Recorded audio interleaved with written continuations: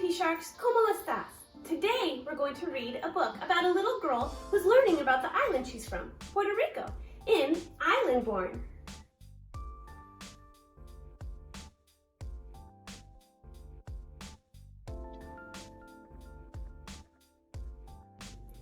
Islandborn.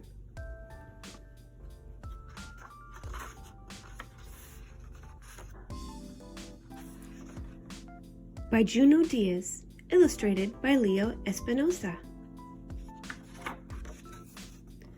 Every kid in Lola's school was from somewhere else. Hers was the school of faraway places. Mine was from a school so big that it was like its own country. India and Camelia were from a stony village at the tippy top of the world. Mateo had lived in a desert so hot even the cactus fainted. Nu was born in a jungle famous for its tigers and its poets. And Lola was from the island. So when her teacher, Ms. Obi, told the class, please draw a picture of the country you are originally from, your first country, and bring it in tomorrow, everyone got super excited. I'm going to put in pyramids, said Delilah. And I'll draw a canal this long, Franklin said. There's going to be a mongoose in mine, Nelson yelled. Nelson always yelled. Everyone was talking about their drawings. Everyone but Lola. Lola, you see, loved to draw, but she had left the island when she was just a baby, so she didn't remember any of it. Lola raised her hand. She hated raising her hand almost as much as she hated Nelson's yelling. Miss, what if you don't remember where you are from? What if you left before you could start remembering?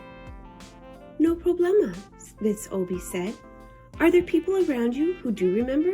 Like my whole neighborhood, Lola said, and they're always talking about the island. Well then, Miss Obi started, maybe, but Lola finished her sentence.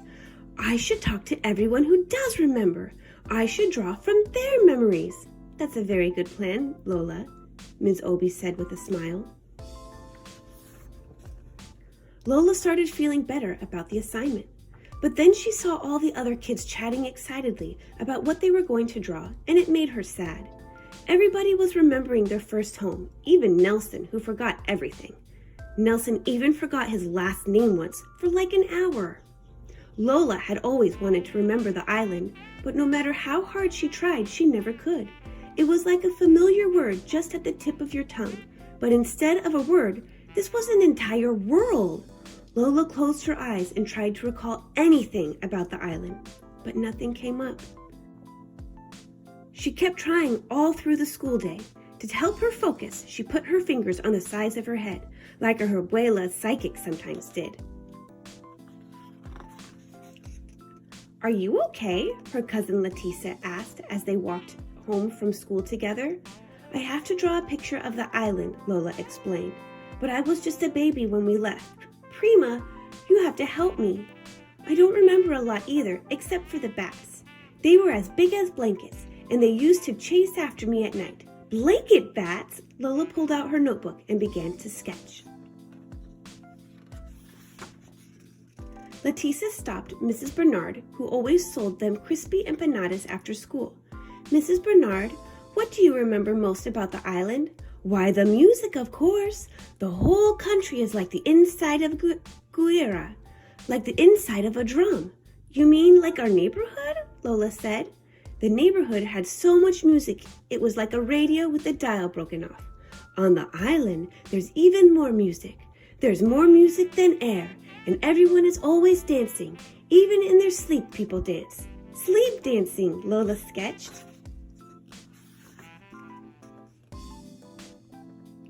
Leticia led Lola into the barber shop that her brother Jonathan owned. Lola has to do an assignment about the island. She needs to know what you remember most about it.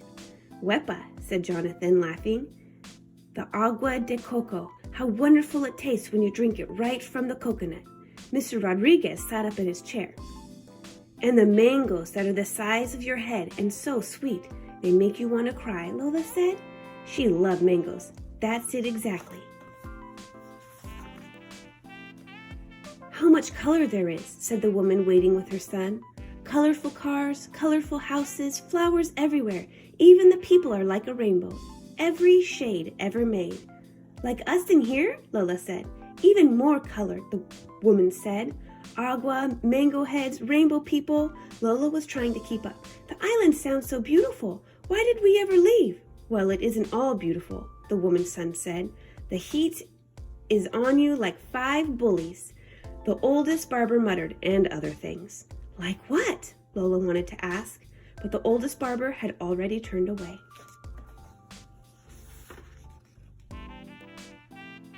In the lobby of their building, the cousins ran into Mr. Muir, the superintendent. Letisa called out, "Hey, Mr. Muir, can you tell us what you most remember about the island?" "Nobody cares about that old stuff," Mr. Muir grumbled. "Just be glad you live here." "Don't listen to him," Letisa said. "Keep going and call me later if you need any help, okay?" "I will," Lola said. When Lola got into the elevator, she put her fingers on her temples and closed her eyes. "Island," she called, like it was a cat. But like a cat, the island did not come.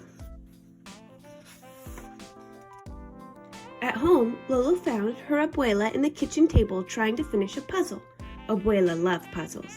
"Abuela, I'm supposed to draw a picture of the island for school, but I don't remember it." "Why don't I remember it?"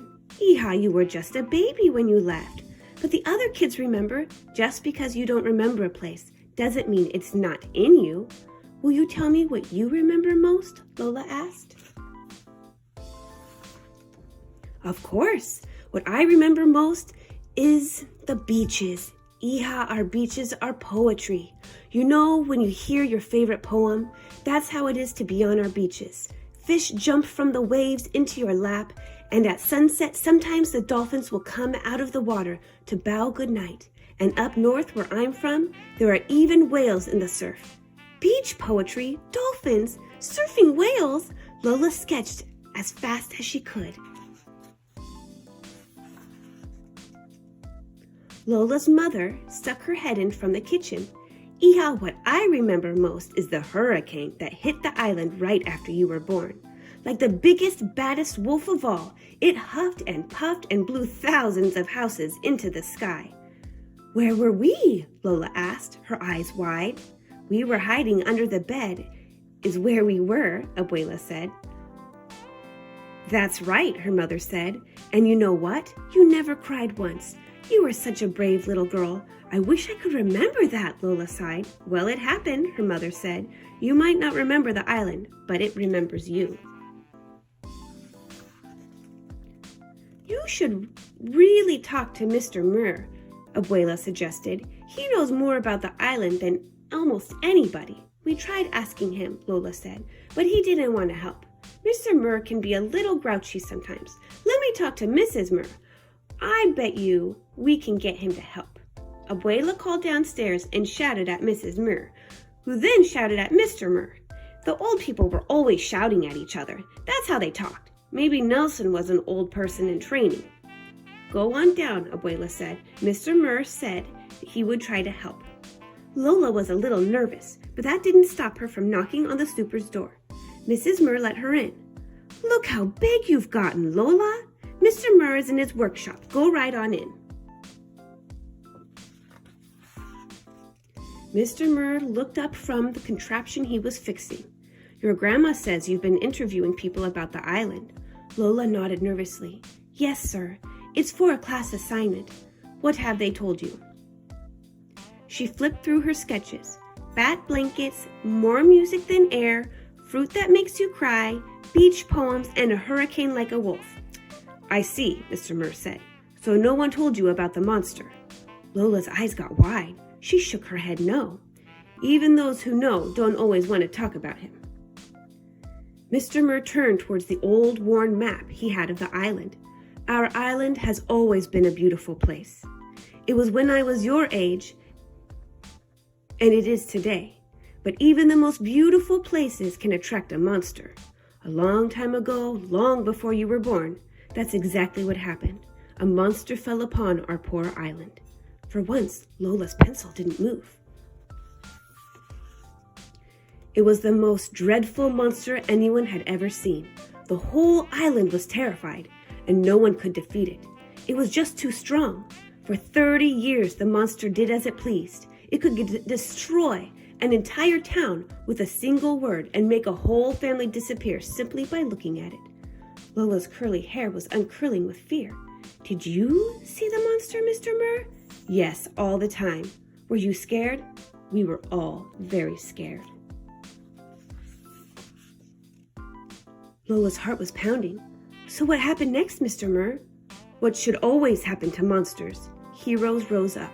Strong, smart young women, just like you, Lola, and a few strong, smart young men, too.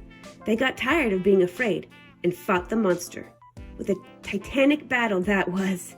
The whole island shook from their struggle. The monster tried all of its evil tricks, but in the end, the heroes found the monster's weakness and banished it forever. Wow, Lola whispered. What happened to the heroes? No one knows, really. It was so long ago. Mr. Muir took off his glasses and sighed. Anyway, you should get back upstairs. It's getting close to dinner time. Thank you, Mr. Murr, Lola said. Thank you for all your help. How did it go? Lola's mother asked. It was really good. Lola looked at the blank page in her hand. Lola spent the rest of the night drawing the island. She started out with one page, but she needed more room, so she added another page, and then another, and soon she had a book. She worked through dinner, and she worked in bed, and was just finishing the last touches on the cover when her abuela came in to check on her. Abuela picked up a drawing of the final battle, and she got really still. Abuela, did you know about the monster? Of course, hija. What do you think so many of us are here in the north? Lola put her arms around her abuela. You must have been so scared. Sometimes we were, her abuela whispered, but we were also brave. The next day it snowed. Lola put on her scarf and boots and stuffed her assignment under her coat. Bendición, Mami! Bendición, abuela! Bendición, hija! They both called. Good luck! Mr. Murr was pushing garbage cans against the curb. Thank you, Mr. Murr, slayer of monsters. He laughed. Good luck, Lola, daughter of heroes. In class, all the students were buzzing about their pictures. Nelson's mother had baked cupcakes for everyone, so it was like a little party. Ms. Obie hung the drawings on the wall. Now our classroom has windows, she said. Anytime you want to look at one another's first homes, all you have to do is look out the windows. Then Mrs. Obie reached Lola's desk. So how did it go, Lola? Were you able to remember anything? I tried really, really hard, but nothing came, and that made me feel bad. But then I realized that I don't have to feel bad because even if I'd never set foot on the island, it doesn't matter. The island is me. Nelson snorted. That is so corny. It is not. Nelson, be nice, Ms. Obie said. She and the other students gathered around Lola's desk. Nelson made sure he got real close so he could see everything. Lola suddenly got nervous. Go ahead, Lola, show us. Okay, Lola said, taking a deep breath. She opened her book. And out burst the island.